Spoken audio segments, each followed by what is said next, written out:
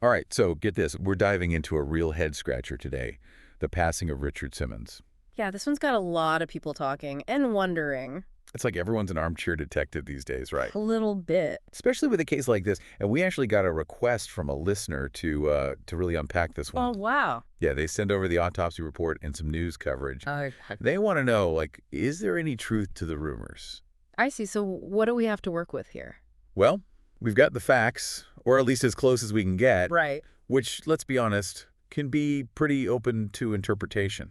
Especially with a case like this one. Exactly. So let's start with what we know for sure. Okay. Richard Simmons passed away on July 13th, Mm. the day after his 76th birthday. Oh, way.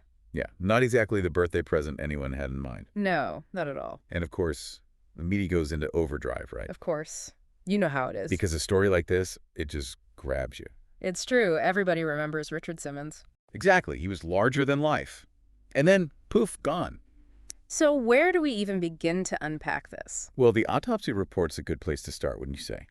Yeah, I mean, that's got to be our most reliable source of information here. Exactly. Cut through all the noise and get to the what actually happened. The cold, hard facts. Okay, so Yeah. the report says Richard Simmons died accidentally from injuries he got in a fall A fall, huh? 2 days before. Yeah. Interesting. Now I know what you're thinking. A fall. That's it. Well, it does sound a little, I don't know, anticlimactic. Right. But here's the thing. The details of his injuries are, well, they're pretty extensive. Okay, like what? We're talking bruises. And not just like a little bump or two. I mean, on his head, his chest, elbows, hands, Oh, wow. even his legs and feet. And get this, a broken femur. The broken femur, that's serious. Yeah, not your average slip and fall. No, definitely not. So the fall was really bad, and to make matters worse. The autopsy also lists coronary heart disease as a contributing factor, Ah, so his health wasn't great to begin with. which probably made him more vulnerable to complications. Yeah. One thing leads to another. A And domino effect. exactly. So we have the fall, we have his heart condition, anything else? Well, the report does mention prescription meds, Benadryl, Trazodone, and Zolpidem. Okay. Were those a factor in his death? That's usually the big question, right? Right. But in this case, the medical examiner is pretty clear.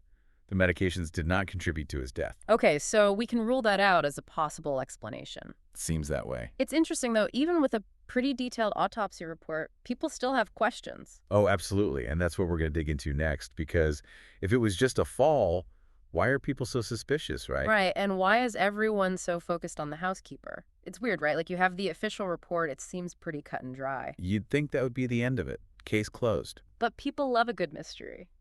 True, we do. So where do you think all this housekeeper suspicion is coming from?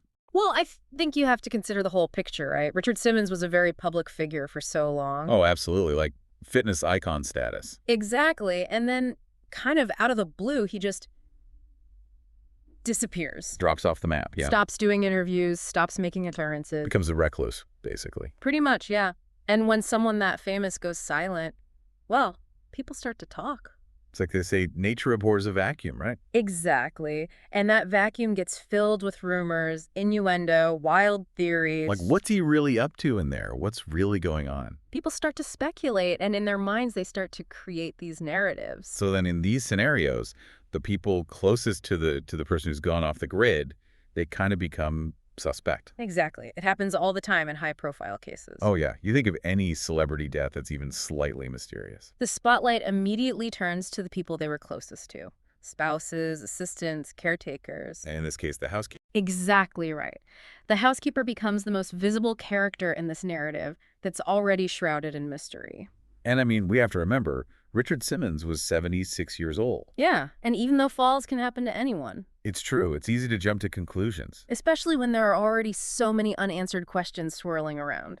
So to recap, we've got a beloved celebrity who suddenly becomes reclusive, a tragic and unexpected death. And a media landscape that, let's be honest, thrives on speculation and intrigue. So it's really no wonder the housekeeper theory has taken hold the way it has.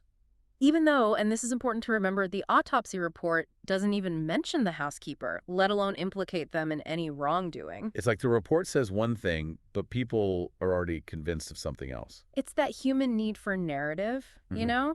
Sometimes the simplest explanation just isn't satisfying enough. And the news definitely isn't helping. I mean, some of the language they use in that article you sent. Oh, tell me about it. It's like they're trying to write the next true crime bestseller, not report the facts. Give me a break. Right. It's like Richard's death was also shrouded in mystery. Give me a break. Like, come on, give us a break. His body was riddled with abrasions, and we may never know the cause. Oh, stop. It's totally over the top. And that kind of language, whether it's intentional or not, it just feeds into that desire for something more, you know? Totally. And it makes it even harder to separate fact from fiction. Exactly, and that's what's so dangerous about all of this, isn't it? We're not just talking about abstract theories here. We're talking about real people and the very real damage these kinds of narratives can have. Like a trial by public opinion. And in this case, the defendant, the housekeeper, wasn't even given a chance to plead their case.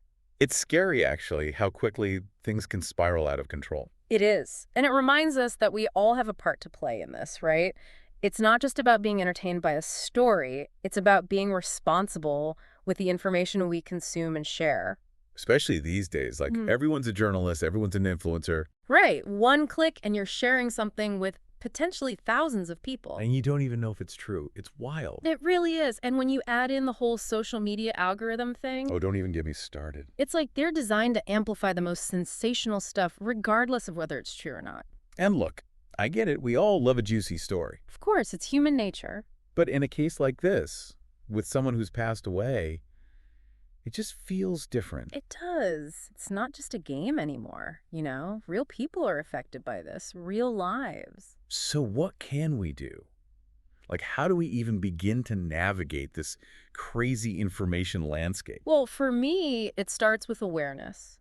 Just being aware of our own biases. Like, what are we drawn to? What do we want to believe? Exactly. And then asking ourselves, okay, where's this information coming from? Who stands to gain from me believing this? Those are good questions to ask. Because sometimes the simplest explanation, even if it's not as exciting, is the most likely one. Like in this case, the evidence seems to point to a truly tragic accident. Yeah, and as much as we might want to uncover some deeper conspiracy, We have to remember that sometimes life and death are just sad. and there's a certain respect that comes with acknowledging that, you know?